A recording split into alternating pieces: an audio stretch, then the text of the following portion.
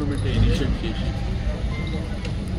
ప్రభుత్వ ఆఫీసులలో కూడా మరి బతుకమ్మ పండుగకు 7 రోజులు 2 గంటల చొప్పున కార్యక్రమాలు నిర్వహించడం.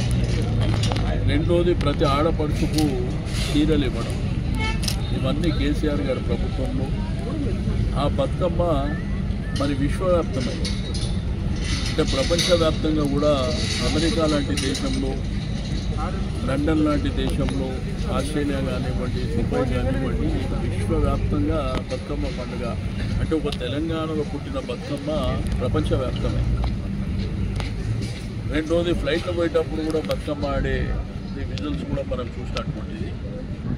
అయితే ఈ బతుకమ్మ పండుగ గొప్పగా నిర్వహించాలని భారత రాష్ట్ర సమితి పార్టీ ఆధ్వర్యంలో కేటీఆర్ గారు ప్రత్యేకంగా ఇనిషియేట్ చేసి మా రాష్ట్ర మహిళలు, జిల్లాల మహిళలందరినీ పిలుచుకొని బతుకమ్మ పండుగ గొప్పగా నిర్వహించాలని చెప్పి ఈ పీపుల్స్ ప్లాజా ప్రాంతంలో సాయంత్రం 6-6:30 ప్రాంతంలో ప్రారంభమైంది.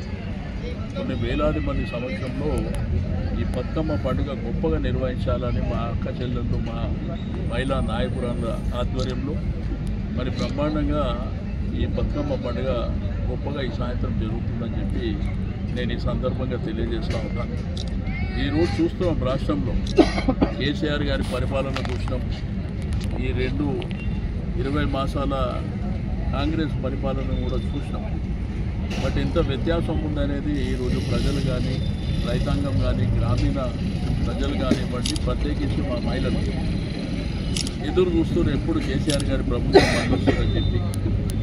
కాబట్టి కేటీఆర్ గారు ఈ కార్యక్రమాన్ని ఇనిషియేట్ చేసి ఇది గొప్పగా మనం నిర్వహిస్తామని చెప్పి మరి ఇక్కడ వెన్యూ ఫిక్స్ చేసి ఈరోజు సాయంత్రం మరి బ్రహ్మాండంగా బతుకమ్మ పండుగ జరుగుతుంది. ఇప్పటికి కూడా బతుకమ్మ చీరకు సంబంధించి ప్రభుత్వం ఏం క్లారిటీ ఇంకా కంపెనీకి సంబంధించి ఇంకేం క్లారిటీ ఇస్తారు బాస్? ఇప్పుడు పండుగనే సగంలోకి వచ్చింది, ఇంకేం క్లారిటీ ఇస్తారు?